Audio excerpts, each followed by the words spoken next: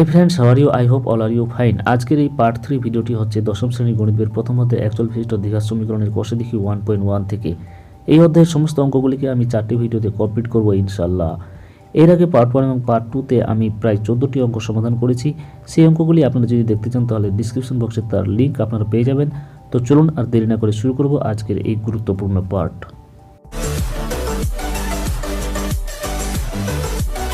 তো দেখুন, আজকের প্রথম অঙ্ক 38-এর বর্গমূল আমরা জানি 6, তার মানে x এর মান আমরা পেয়ে গেলাম প্লাস মাইনাস 6। x = 6 - 6 হতে পারে না, কারণ x ধরা হয়েছিল একটি ধনাত্মক পূর্ণ সংখ্যা, সুতরাং x = 6। সুতরাং ধনাত্মক অযুগ্ম ক্রমিক সংখ্যা দুটির প্রথমটি হলো 2x - 1 অর্থাৎ 2 × 6 - 1 = আমরা পেয়ে যাব 11, এবং দ্বিতীয়টি হলো 2x + 1 অর্থাৎ 2 × 6 + 1 = 13।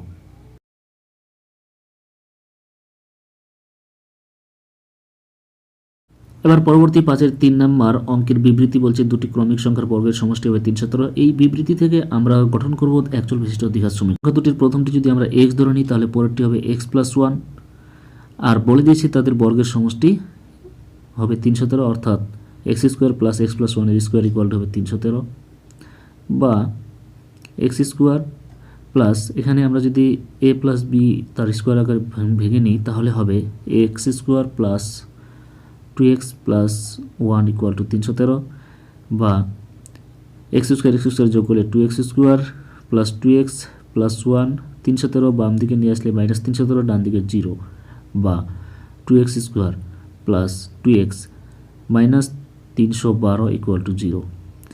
এবার উভয় দিকে আমরা যদি 2 দিয়ে ভাগ করে দিই তাহলে থাকবে x² + x - 312কে 2 দিয়ে ভাগ করলে হবে আমাদের 156। ডান দিকে আমাদের থাকছে তাহলে 0, আর এটাই হলো আমাদের নির্ণেয় দ্বিঘাত সমীকরণ। এখন এই দ্বিঘাত সমীকরণটাকে যদি আমরা সমাধান করি, তো যেহেতু এখানে 156 এর সামনে মাইনাস চিহ্ন আছে, তাহলে 156কে আমরা এমন দুটি সংখ্যার গুণফল আকারে প্রকাশ করব যেন তাদের গুণফল 156 হবে এবং তাদের আবার বিয়োগফল হবে x এর সহগ 1। তার জন্য আমরা 156কে মৌলিক উৎপাদকে বিশ্লেষণ করব। প্রথমে 2 দিয়ে যদি ভাগ করি তাহলে পাবো হচ্ছে 78, আবার 2 দিয়ে ভাগ করলে পাবো 39কে যদি আমরা 3 দিয়ে ভাগ করি পাবো 13। তাহলে 156 এর মৌলিক উৎপাদক আমরা একটা দেখতে পাচ্ছি 13। এই 13 থেকে বিয়োগ করব আমরা 3 × 6 = 12, তাহলে 13 আর 12 আবার গুণ করলে আমরা পেয়ে যাচ্ছি 156 এবং বিয়োগ করলে আবার পেয়ে যাচ্ছি 1। সুতরাং এই সমীকরণটিতে আমরা x এর জায়গায় লিখতে পারবো 13x - 12x, 13x - 12x -156 ছিল = 0। x² + 13x থেকে যদি x কমন নিই তাহলে থাকবে x + 13, এবং -12x - 156 থেকে -12 কমন নিলে থাকবে x + 13 = 0, বা x + 13 আবার কমন নিব তাহলে পরে থাকবে x - 12 = 0। এখন যদি আমরা x + 13কে 0 করি তাহলে এখান থেকে পাবো x এর মান পাবো -13, এবং x - 12 = 0 করলে আমরা পাবো x এর মান 12। x = -13 হতে পারে না, কারণ x হচ্ছে আমাদের ধনাত্মক পূর্ণ সংখ্যা, সুতরাং x = হয়ে যাবে আমাদের 12। সুতরাং ক্রমিক সংখ্যা দুটির প্রথমটি হচ্ছে আমাদের x এর মান 12 এবং দ্বিতীয়টি হবে 12 + 1 = 13। এবার পরবর্তী অঙ্ক 6-এর 1 নম্বর প্রশ্নটি কি বলছে দেখুন, একটি আয়তাকার ক্ষেত্রে করণের দৈর্ঘ্য 15 মিটার এবং তার দৈর্ঘ্য প্রস্থ অপেক্ষা 3 মিটার বেশি। এই বিবৃতি থেকে আমাদের অ্যাকচুয়াল বিশিষ্ট দ্বিঘাত সমীকরণ গঠন করতে হবে এবং তার সাথে সাথে আমরা সমাধানও করে দেখব। তাহলে দেখুন, প্রশ্নে আমাদের বলে দিয়েছে আয়তাকার ক্ষেত্রের করণের দৈর্ঘ্য বলে দিয়েছে 15 মিটার এবং বলেছে দৈর্ঘ্য প্রস্থ অপেক্ষা 3 মিটার বেশি। তাহলে প্রস্থ যদি আমরা x ধরি তাহলে দৈর্ঘ্য হয়ে যাবে দৈর্ঘ্য হয়ে যাবে x + 3। এই আয়তাকার চিত্রটিতে কর্ণ টানার ফলে আমরা দেখতে পাচ্ছি একটি সমকোণী ত্রিভুজ উৎপন্ন হয়েছে, যেখানে কর্ণটা হচ্ছে 15 মিটার এবং লম্ব হচ্ছে x, ভূমি হচ্ছে x + 3। সুতরাং আমরা পিথাগোরাসের উপপাদ্য অ্যাপ্লাই করলে আমরা পাবো লম্ব স্কোয়ার মানে x² প্লাস ভূমি স্কোয়ার মানে হচ্ছে x + 3 তার স্কোয়ার = অতিভুজ স্কোয়ার মানে 15 স্কোয়ার, বা x² প্লাস a + b স্কোয়ারের ফর্মুলা আমরা যদি ভেঙে দিই তাহলে এখানে পাবো x² + 6x + 9 = 15 স্কোয়ার মানে 225, বা এক্স স্কোয়ার যোগ করলে পাবো 2x square plus 6x plus 9 minus 225 equal to 0, বা 2x square plus 6x plus 9 minus 225 যদি আমরা যোগ বিয়োগ করি পাবো মাইনাস 216 ইকুয়াল টু 0। উভয় দিকে যদি আমরা 2 দিয়ে ভাগ করি তাহলে x square plus 3x minus 108 equal to ডান দিকে থাকবে 0। এখন আমরা এই সমীকরণটাকে যদি সমাধান করার চেষ্টা করি তাহলে x এর সহগ আমরা দেখতে পাচ্ছি 3 আছে আর 108 এর সামনে মাইনাস চিহ্ন আছে। সুতরাং এই 108কে এমন দুটি সংখ্যার গুণফল আকারে প্রকাশ করব যাদের গুণফল হবে 108 এবং তাদের বিয়োগফল হবে আবার 3। সুতরাং 12 ইন্টু যদি 9 করি তাহলে তাদের গুণফল হচ্ছে 108 এবং 12 থেকে যদি 9 বিয়োগ করি তাহলে পেয়ে যাচ্ছি আমরা x এর সহগ 3। সুতরাং এই সমীকরণটাতে আমরা এখন 3x এর জায়গায় লিখতে পারবো 12x মাইনাস 9x, অর্থাৎ x square plus 12x minus 9x, তাহলে আমরা 3x পেয়ে যাব। আর ছিল মাইনাস 108 ইকুয়াল টু 0। এখন আমরা কমন নিব x স্কোয়ার প্লাস 12x থেকে x কমন নিলে থাকবে x প্লাস 12 এবং মাইনাস 9x মাইনাস 108 থেকে মাইনাস 9 কমন নিলে থাকবে x প্লাস 12 ইকুয়াল টু 0। পরের লাইনে আমরা আবার কমন নেব x প্লাস 12, তাহলে পরে থাকবে x মাইনাস 9 ইকুয়াল টু 0। অতএব x প্লাস 12 ইকুয়াল টু 0 করলে আমরা পাবো x ইকুয়াল টু মাইনাস 12 এবং x মাইনাস 9 ইকুয়াল টু 0 করলে আমরা পাবো x ইকুয়াল টু 9। এই x ইকুয়াল টু মাইনাস 12 আমরা যেহেতু ধরেছিলাম xটা প্রস্থ মানে একটা দৈর্ঘ্য, সুতরাং দৈর্ঘ্য যেহেতু কখনো ঋণাত্মক হতে পারে না তাই x ইকুয়াল টু মাইনাস 12 হতে পারে না। তাহলে অবশ্যই x ইকুয়াল টু আমাদের হবে 9, অর্থাৎ প্রস্থ হবে সমান সমান 9 মিটার এবং দৈর্ঘ্য হয়ে যাবে আমাদের সমান সমান 9 প্লাস 3 সমান সমান 12 মিটার।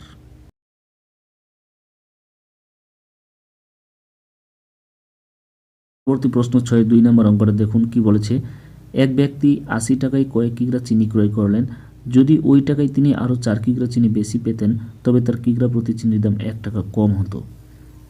এখন প্রশ্নে আমাদের বলেছে তিনি 80 টাকায় কয়েক কিগ্রা চিনি ক্রয় করেন, তাহলে আমরা ধরে নিব 80 টাকায় তিনি চিনি ক্রয় করেন x কেজি, অর্থাৎ আমরা লিখতে পারবো x কেজি চিনির দাম 80 টাকা, বা এখান থেকে আমরা পেয়ে যাব 1 কেজি চিনির দাম 80 বাই x টাকা। এবার যেহেতু প্রশ্নে বলে দিয়েছে যে তিনি দ্বিতীয় ক্ষেত্রে আগের তুলনায় 4 কেজি চিনি বেশি ক্রয় করবেন, তাহলে আমরা লিখতে পারবো x প্লাস 4 কেজি চিনির দাম 80 টাকা, কারণ ওই টাকায় তিনি 4 কেজি চিনি বেশি ক্রয় করবেন, প্রশ্নে আমাদের এটা বলে দেওয়া আছে। তাহলে 1 কেজি চিনির দাম আমাদের বেরিয়ে যাবে 80 বাই x প্লাস 4 টাকা। অতএব আমরা এখন প্রদত্ত শর্ত অনুযায়ী লিখতে পারবো 80 by x minus 80 by x plus 4 equal to 1, কারণ কিগ্রা প্রতি চিনির দাম আমাদের বলে দিয়েছে প্রশ্নে যে 1 টাকা কম হবে। তাহলে এখন আমরা এখান থেকে যদি 80 কমন নিয়ে ডান দিকে নিয়ে চলে যাই তাহলে বাম দিকে থাকবে 1 by x minus 1 by x plus 4, ডান দিকে হয়ে যাবে 1 এর নিচে 80। এবার এখান থেকে আমরা লিখব নিচে লসাগু করব x ইন্টু এক্স প্লাস 4, তাহলে উপরে আমাদের থাকবে x plus 4 minus x equal to 1 by 80। x আমাদের কেটে যাবে, তাহলে থাকবে 4 বাই, এটা গুণ করে দিলে আমরা লিখব x square plus 4x equal to 1 by 80, বা কোনাকুনি যদি আমরা গুণ করি বজ্রগুণন তাহলে হবে x square plus 4x equal two 80 আর 4 গুণ করলে আমাদের 4 8 32 মানে 320, বা x square plus 4x minus 320 equal to 0। এটাই হচ্ছে আমাদের নির্ণয় দ্বিঘাত সমীকরণ। আগের অঙ্কগুলোর মতো যদি আমরা এটাকে সমাধান করি তাহলে 320কে মৌলিক উৎপাদকে বিশ্লেষণ করে আমরা 4x এর জায়গায় লিখতে পারবো হচ্ছে 20x মাইনাস 16x, ডান দিকে 0ই থাকবে কারণ 16 আর 20 গুণ করলে আমাদের হয়ে যায় 320। এখন x স্কোয়ার প্লাস 20x থেকে x কমন নিলে থাকবে x প্লাস 20 এবং মাইনাস 16x মাইনাস 320 থেকে 16 কমন নিলে থাকবে x প্লাস 20 ইকুয়াল টু 0। আবার x প্লাস 20 কমন নিলে পরে আমাদের পরে থাকবে x মাইনাস 16, ডান দিকে 0।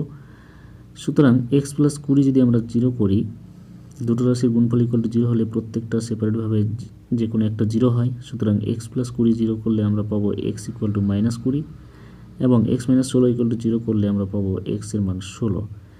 কিন্তু যেহেতু এক্স আমাদের ছিল একটা চিনির পরিমাণ, এক্স ছিল আমাদের চিনির পরিমাণ মানে কিগ্রা, তাই এই এক্স ইকুয়াল টু -20 এর একটা ঋণাত্মক সংখ্যা হতে পারে না। সুতরাং এক্সের মান হয়ে যাবে আমাদের 16। সুতরাং চিনির পরিমাণ ছিল, প্রথমে তিনি 80 টাকায় চিনি ক্রয় করেছিলেন 16 কিগ্রা।